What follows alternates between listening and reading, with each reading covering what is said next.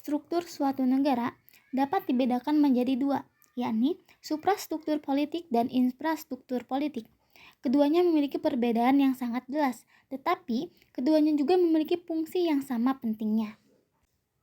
Suprastruktur dan infrastruktur politik memiliki keterkaitan dan keterikatan satu sama lain. Suprastruktur mampu mengatur segala hal dalam infrastruktur demi tercapainya tujuan infrastruktur politik itu sendiri. Demikian pula sebaliknya, infrastruktur mampu mempengaruhi berjalannya suprastruktur. Lembaga infrastruktur politik yang merupakan lembaga non-formal dalam masyarakat dan terbentuk dalam berbagai kelompok, guna menyampaikan input kepada lembaga suprastruktur politik berupa aspirasi, saran, maupun kritikan. Aspirasi yang disampaikan lembaga infrastruktur tersebut diharapkan dapat direalisasikan oleh lembaga suprastruktur. Contoh lembaga infrastruktur politik yaitu partai politik, kelompok kepentingan, kelompok penekan, dan media massa. Masyarakat sipil. Istilah masyarakat sipil sebenarnya hanya salah satu di antara beberapa istilah lain dalam mengindonesiakan kata civil society. Di samping masyarakat sipil, padanan kata lainnya yang sering digunakan adalah masyarakat beradab atau masyarakat berbudaya, masyarakat kewargaan, dan masyarakat madani. Civil society juga sering diterjemahkan ke dalam bahasa Indonesia menjadi masyarakat warga atau masyarakat kewargaan. Istilah mulai diperkenalkan oleh Asosiasi Ilmu Politik Indonesia. Pemikiran civil society memang umumnya dikaitkan dengan pengelompokan masyarakat, tepatnya menunjuk pada kelompok-kelompok sosial yang salah satu ciri utamanya ialah sifat otonomi terhadap negara. Masyarakat sipil atau civil society banyak diterjemahkan dengan berbagai macam makna. Pada hakikatnya, versi apapun yang dipakai, rujukan berpijaknya bertemu pada pemahaman konseptual yang sama. Pada dasarnya, istilah manapun yang dipakai tidak menjadi soal, sepanjang kita memiliki perspektif, sudut pandang, dan pemahaman konseptual sama menurut istilah yang digunakan.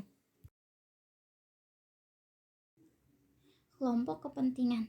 Kelompok kepentingan adalah suatu perkumpulan dari sekelompok manusia yang mengadakan persekutuan dengan adanya dorongan, kepentingan, tujuan, dan keinginan yang sama.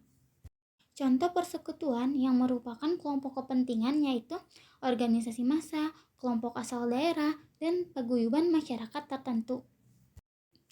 Menurut Edi Wibowo, kelompok kepentingan bertujuan untuk memperjuangkan sesuatu kepentingan dengan mempengaruhi lembaga-lembaga politik agar mendapatkan keputusan yang menguntungkan atau menghindarkan keputusan yang merugikan. Kelompok kepentingan tidak berusaha untuk menempatkan wakil-wakilnya dalam Dewan Perwakilan Rakyat, melainkan cukup mempengaruhi satu atau beberapa partai di dalamnya atau instansi berwenang maupun menteri yang berwenang. Gabriel A. Almond membagi kelompok kepentingan menjadi 4 jenis, yaitu kelompok anomik, kelompok non-asosional, kelompok asosional, dan kelompok institusional. Kelompok penekan. Kelompok penekan adalah sebuah organisasi yang terdiri dari sekelompok individu yang bergabung karena adanya tujuan yang sama, dengan aktivitas memberikan tekanan kepada pemerintah agar keinginannya dapat direalisasikan. Kelompok penekan sebenarnya hampir sama dengan kelompok kepentingan.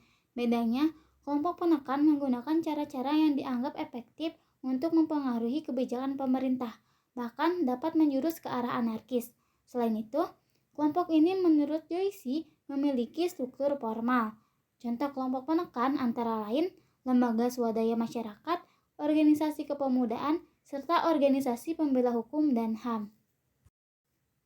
Peranan kelompok penekan menurut Joyce dianggap mempunyai keuntungan bagi berlangsungnya sistem politik demokrasi, khususnya demokrasi liberal. Hal ini dikarenakan kelompok penekan memiliki 4 peran. Peran yang pertama yaitu terlibat dalam pembuatan kebijakan, peran yang kedua memberikan pendidikan politik, peran yang ketiga mempromosikan atau mendorong reformasi, dan peran yang terakhir mengedepankan kepentingan minoritas. Sekian pemaparan dari kami mengenai infrastruktur politik. Sebelumnya kami mengucapkan terima kasih kepada Bapak Seran selaku dosen pengampu mata kuliah Pengantar Ilmu Politik. Saya Herdi Andani dengan NIM D2211087. Dan saya Helimat Sadia dengan NIM D2210110. Mengucapkan terima kasih. Wassalamualaikum warahmatullahi wabarakatuh.